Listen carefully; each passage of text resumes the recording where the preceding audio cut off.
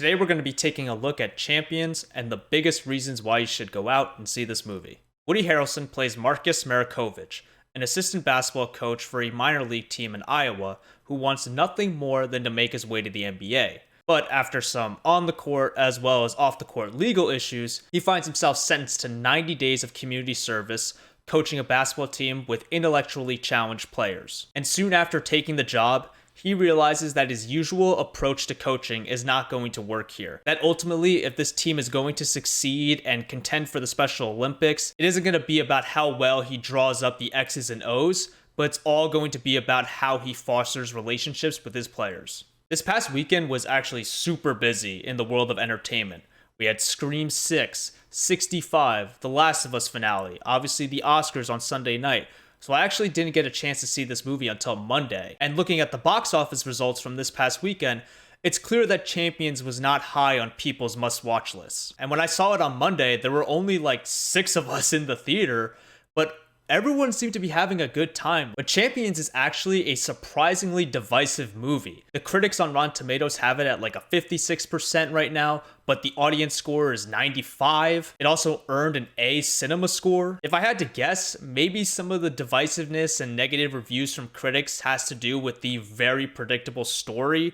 I mean, just from the synopsis that I gave, you could probably predict some of the major plot points in this movie, but despite the predictable story, I think there are some surprises to be had with this movie, and I think the main thing that sticks out is how well-rounded the supporting characters are in this film. The absolute scene stealer is Madison Tevlin, who plays Constantino. She's a character that doesn't take shit from anybody, but what impressed me the most about this performance is that there's a lot of scenes where she's just going up toe-to-toe with Woody Harrelson, challenging him and confronting him, and she does a really good job. 2 other supporting characters that get a lot of screen time here are Kevin Iannucci and Caitlin Olsen. Kevin plays one of the players on the team, Johnny, and Caitlin plays Alex, who has a fling with Woody Harrelson's character throughout the film. But again, the movie takes its time to give a little bit of depth to the characters so that this is not all these characters are. They actually have their own things that they're going through, and it's actually pretty interesting. For example, Johnny has a dilemma where he has to decide if he wants to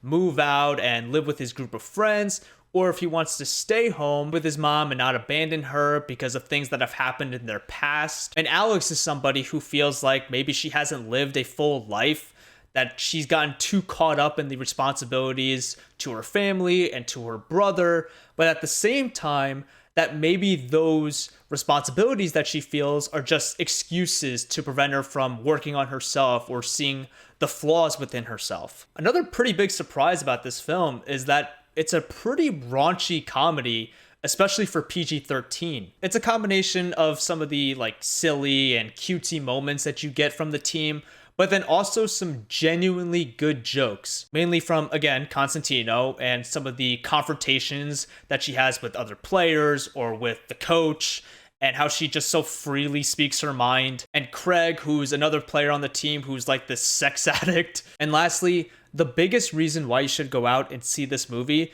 is that these are the kinds of movies that you should go out and support. A big theme that the movie addresses is inclusion. And, you know, for the movie, that might be wanting to be included in a pickup game of basketball.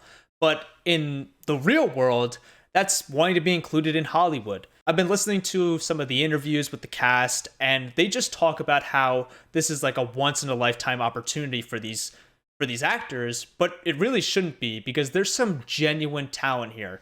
I've said this multiple times already, but Madison Tevlin is a genuine star in this movie. So her and some of the other actors in this movie, like, this shouldn't be the last time I see them in a film. And it's a shame that, you know, the box office results haven't been great so far, and it's got a potentially rotten critic score on Rotten Tomatoes, which is just weird. Like, what are you, some sort of fucking monster? The movie's just a good, solid time in the theater.